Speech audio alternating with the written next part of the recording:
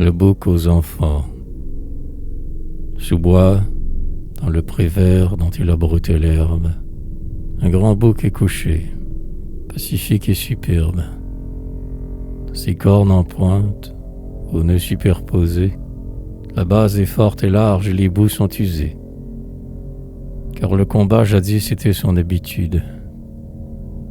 Le poil, soyeux à l'œil, mais au toucher plus ride, noir tout le long du dos, blanc au ventre, un flot gris, couvre sans les cacher les deux flancs amaigris. Et les genoux calleux et la jambe tortue, la croupe en pente abrupte et l'échine pointue, la barbe est raide et blanche et les grands cils des yeux, et le nez long, font voir que ce bouc est très vieux.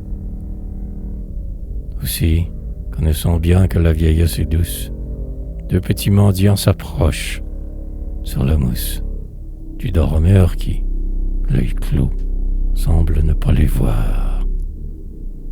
Des cornes doucement, il touche le bout noir.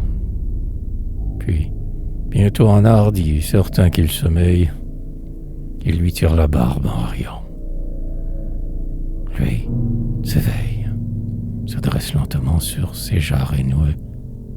Il les regarde rire, et rit presque avec eux.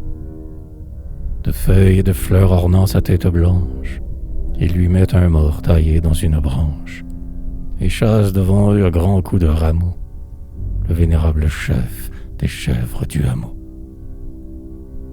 Avec les sarments verts d'une vigne sauvage, ils ajustent aux morts des rênes de feuillage.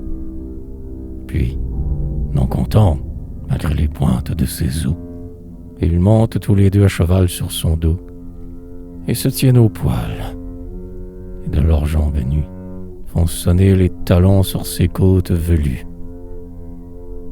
On entend dans le bois, de plus en plus lointain, les voix, les cris peureux, les rires argentins, et l'on voit, quand ils vont passer sous une branche, vers la tête du bouc leur tête qui se penche, tandis que sous leur cou et sans presser son pas, lui va tout doucement pour qu'il ne tombe